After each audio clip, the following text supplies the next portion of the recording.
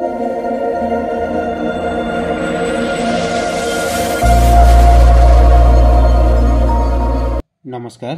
মৰমৰ ছাত্ৰ ছাত্ৰীসকল আজি আন এটা নতুন ভিডিঅ' লৈ অহা হৈছে আৰু এইটো হৈছে ষষ্ঠ শ্ৰেণীৰ গণিত স্ক্ৰীনত দেখা পাইছে অনুশীলনী 2A 1 নম্বৰ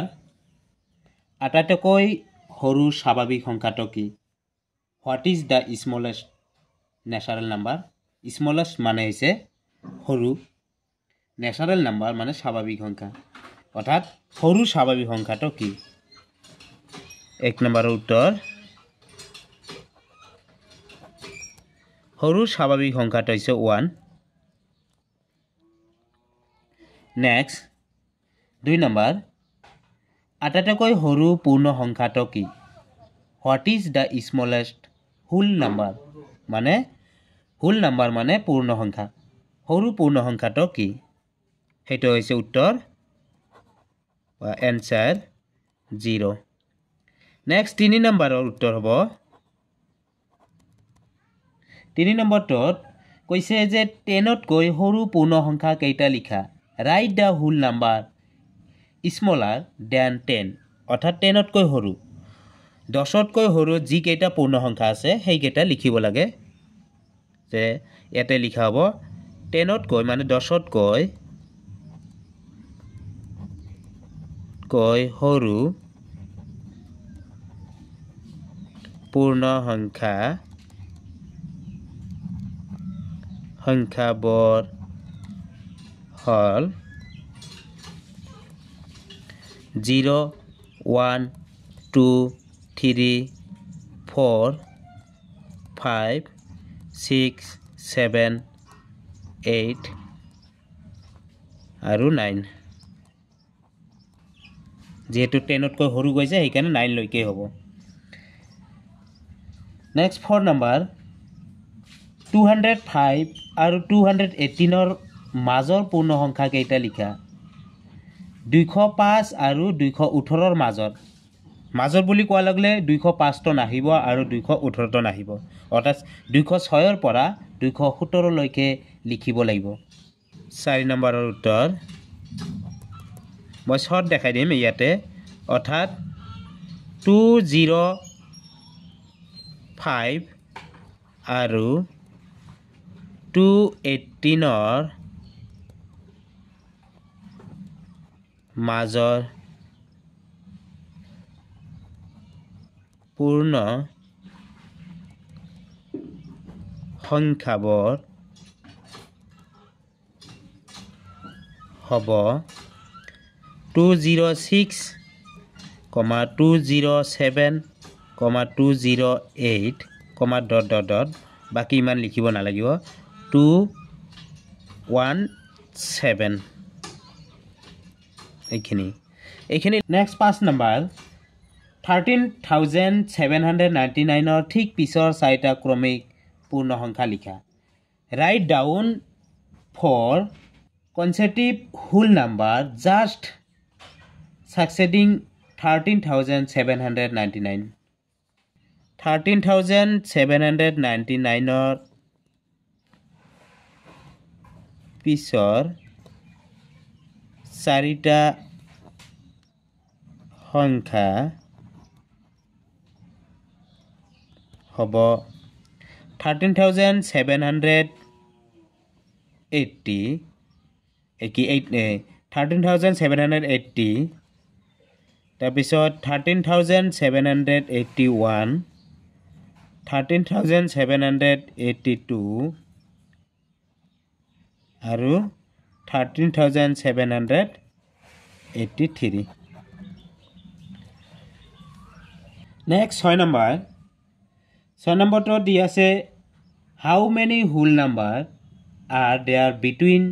110 and 178 অৰ্থাৎ 110 to 178 এইখিনিৰ মাজত বুলি কোৱা লাগিলে ই আৰু ই নাহিব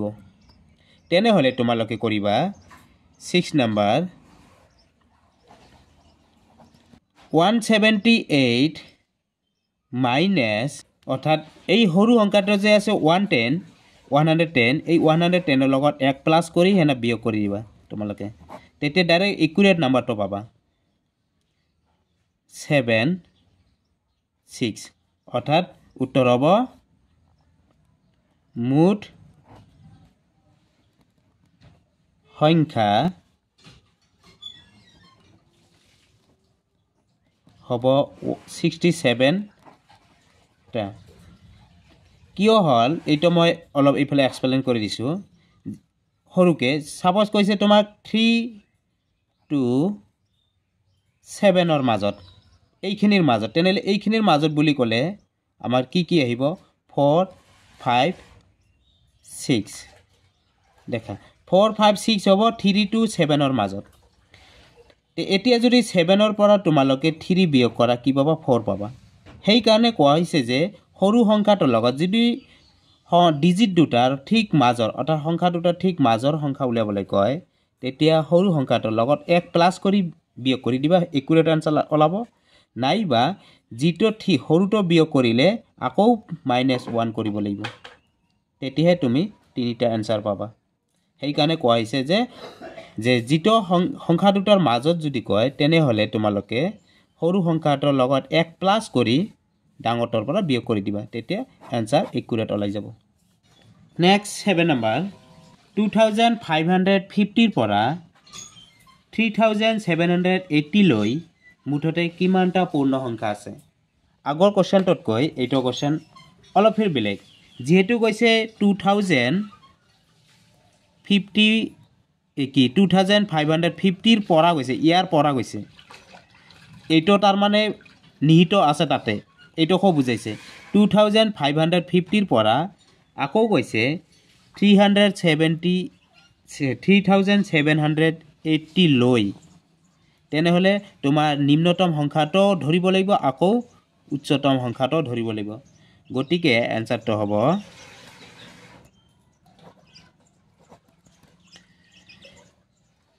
3780 মাইনাস কৰিবা কি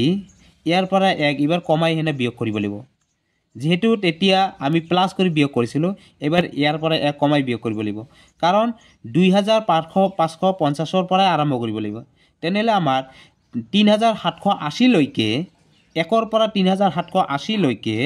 1 to 3780 লৈকে ইয়াৰ ভিতৰত আমাৰ 1 to 2549 লৈকে নাই সেই কাৰণে আমি বিয়োগ কৰিম 2549 তেতিয়া আমি সঠিক আনসাৰ পাম 1 3 তাৰ পিছত 7 ৰ পৰা 5 গলে 2 আৰু 1 অৰ্থাৎ 1231 টা মুঠ সংখ্যা হ'ব